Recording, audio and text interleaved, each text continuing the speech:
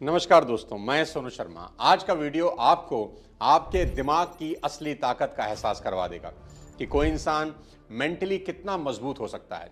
आज की इस बेहद हैरान करने वाली वीडियो में मैं आपको बताऊंगा कि दिमागी ताकत के आगे सभी प्रॉब्लम बिल्कुल बौनी होती हैं।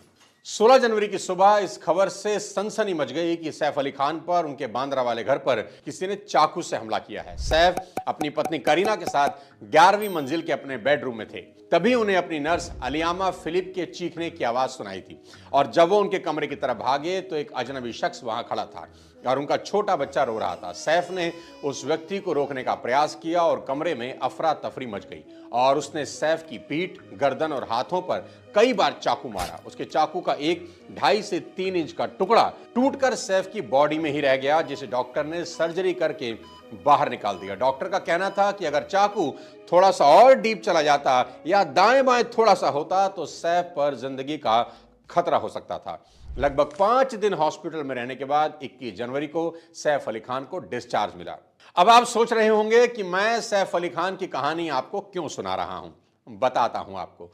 कुछ लोगों के लिए सैफ की रिकवरी अजूबा और चमत्कार की तरह है और दूसरी तरफ शिवसेना के संजय निरुपम इस तेज रिकवरी पर सवाल उठा रहे हैं कि इतनी गहरी चोट से कोई कैसे इतनी जल्दी रिकवर हो सकता है और वो भी सिर्फ 5 दिन में। इतने गहरे घाव कैसे भर सकते हैं कि कोई इंसान अपने पैरों पर चलकर वापस घर लौट आए। हो सकता है इस घटना के पीछे कुछ और सच्चाई छिपी हो, लेकिन आज मैं सिक्के के दूसरे पहलू की तरफ आपका ध्यान ले जाना चाहता हूं, जो कि इस वीडियो बनाने का सबसे बड़ा कारण है। लेकिन उससे पहले अगर आप चैनल पर नए हैं तो सब्सक्राइब करके बेल आइकन दबा दें ताकि मेरी कोई अगली वीडियो आपसे मिस ना हो।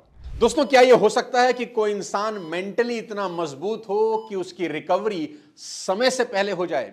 क्या सैफ अली खान मेंटली इतने मजबूत हैं कि वो मात्र 5 दिन में इतने बड़े जख्म के बाद अपने पैरों से खुद चलकर घर लौट आए? क्योंकि मेडिकल साइंस का तो यही मानना है कि इंसान की फिजिकल रिकवरी बहुत हद तक उसकी मेंटल स्ट्रेंथ पर डिपेंड करती है। इसकी सबसे बड़ी ताजा मिसाल हमें कुछ दिन पहले देखने को मिली क्रिकेटर ऋषभ पंत के केस में, जो कि मौत के मुंह से वापस निकल कर आ गए, जिनके एक्सीडेंट के बाद बहुत से लोगों ने यह कह दिया था कि खेलना तो बहुत दूर, अब ऋषभ पंत कभी ठीक से चल भी नहीं पाएंगे।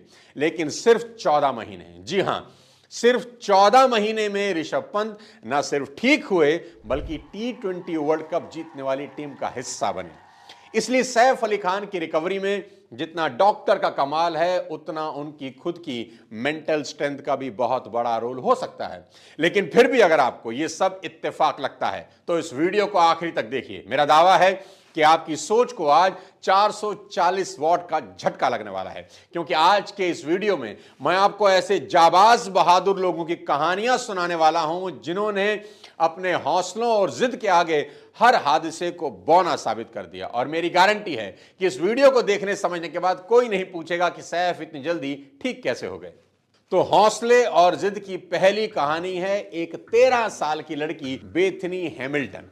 बेथनी जब सिर्फ 13 साल की थी तो समंदर में सर्फिंग कर रही थी। सर्फिंग के दौरान उनके ऊपर एक शार्क ने हमला कर दिया। इस हमले में शार्क उनका बायां हाथ चबा गई। बेथनी को हॉस्पिटल ले जाया गया।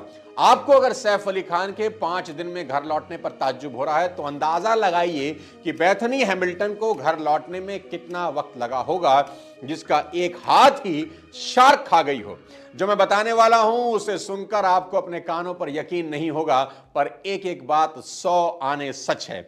वो सिर्फ 13 साल की लड़की एक हाथ गंवाने के सिर्फ 1 महीने के बाद उसी समंदर में सर्फिंग बोर्ड लेकर खड़ी थी। पूरी दुनिया की मीडिया उस लड़की के हौसले और जिद को दांतों तले उंगली दबाए देख रही थी। आमतौर पर लोग ऐसे हादसों से फिजिकली रिकवर हो जाएं, पर मेंटली उन्हें जो सदमा लगता है उससे उबरने में सालों बीत जाते हैं। पर जैसा कि मैं कहता आया हूं कि मेंटल स्ट्रेंथ कितनी पावरफुल चीज है, आपको उसका अंदाजा भी नहीं है। पर टेंशन ना लीजिए, इस वीडियो की हर कहानी के साथ आपको आपके ब्रेन की पावर का अंदाजा लगता चला जाएगा। अगली ऐसी ही कहानी है एक 20 साल के नौजवान की जो भारत के लिए क्रिकेट खेलना चाहते थे। 1961 में इंग्लैंड में ट्रैवलिंग के दौरान एक कार हादसे में उनकी एक आंख की रोशनी चली गई।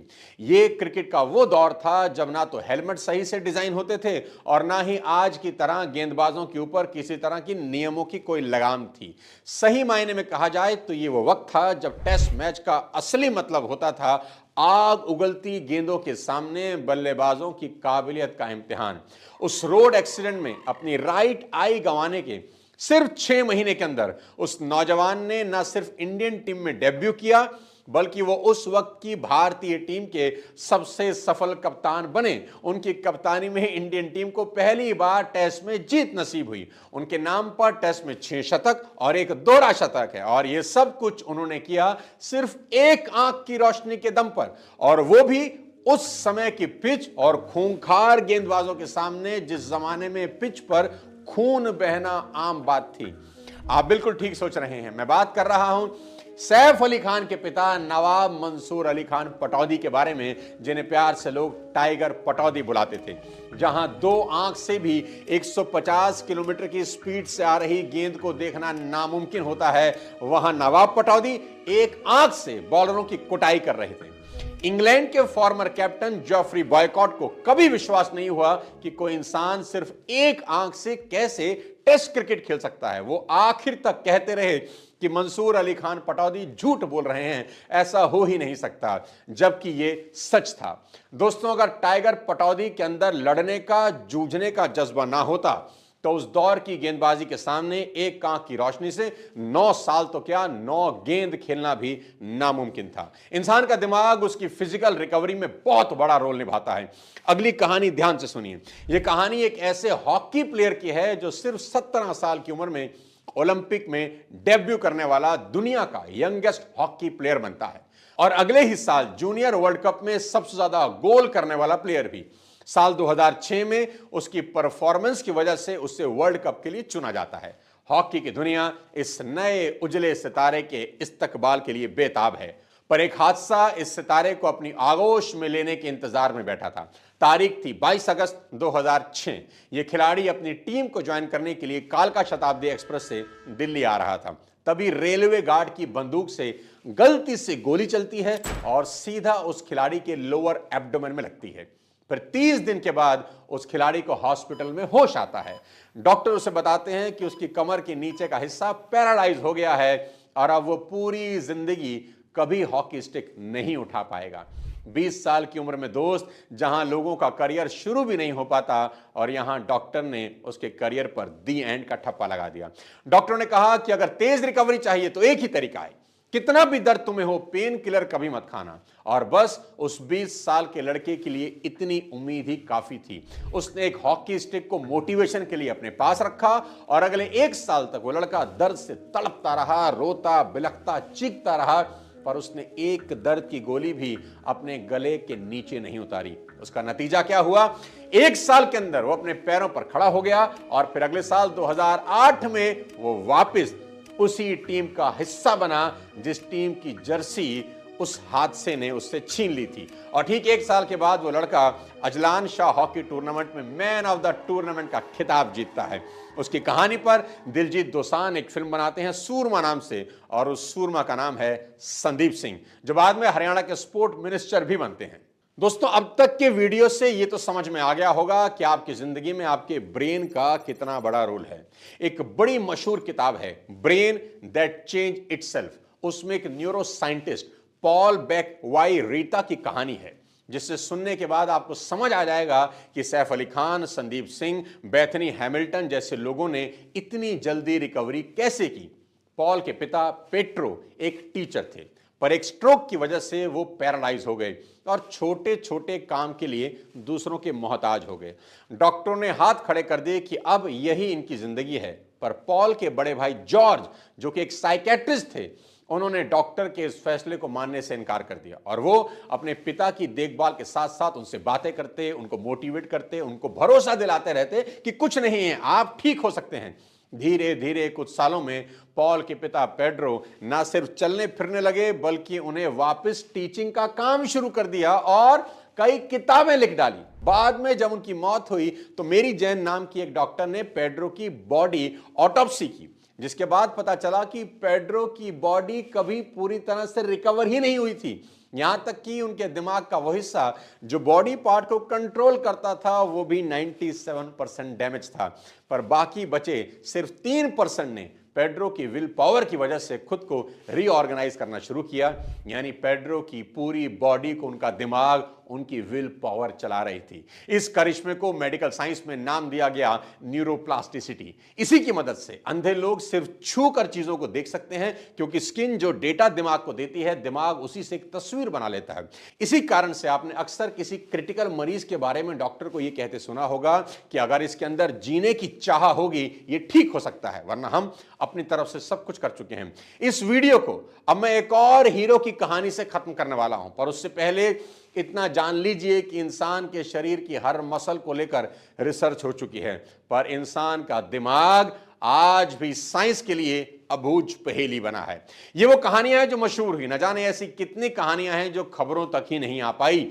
अगर आप भी किसी ऐसी कहानी को जानते हैं तो कमेंट में जरूर शेयर करें। अब आते हैं इस वीडियो की आखिरी कहानी पर। यह कहानी है एक वर्ल्ड चैंपियन की, जिनका नाम है निकी। निकी को फार्मूला 1 के इतिहास के महानतम रेसर्स में से गिना जाता है, पर उनकी महानता की सबसे बड़ी वजह उनकी कमबैक स्टोरी है। तारीख थी 1 अगस्त 1976। जर्मन ग्रैंड प्री में रेसर निकी अपनी फरारी चला रहे थे। अचानक उनकी फरारी का कंट्रोल बिगड़ा और वो क्रैश हो गई, और अगले ही पल फरारी में आग लग गई। और जब तक निकी को निकाला गया तब तक उनका चेहरा और हाथ बुरी तरह जल चुका था।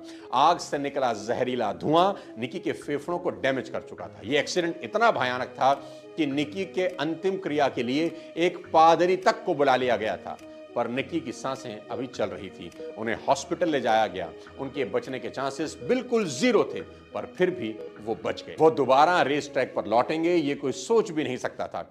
कुछ ही दिनों के बाद हॉस्पिटल से सीधा डायरेक्ट निकी रेस ट्रैक पर लौटने की तैयारी करने लगे। बेतहाशा दर्द भी निकी के हौसलों को दबा नहीं पाया, और ठीक 42 दिन के बाद 12 सितंबर 1976 को निकी रेस ट्रैक पर वापस लौटते हैं। दुनिया उनकी वापसी से ही हैरान थी, पर गाड़ी की तेज स्पीड से उठ रहे जानलेवा दर्द के बावजूद भी निकी ने रेस में चौथा नंबर हासिल किया। उस दिन दुनिया ने जब निकी के जले हुए चेहरे को देखा तो उन्हें वहां जख्म नहीं, एक इंसान का जुनून नजर आ रहा था। दोस्तों याद रखिए कि जब इंसान किसी चीज को करने के लिए जुनून की हद तक चला जाता है तो वो क्या कर सकता है इसकी कोई सीमा ही नहीं है। बस इतना ही कहूंगा कि हादसे इंसान को डरा सकते हैं, कमजोर कर सकते हैं, तोड़ भी सकते हैं, जला भी सकते हैं, पर दुनिया का कोई हादसा इंसान के हौसलों को नहीं हरा सकता।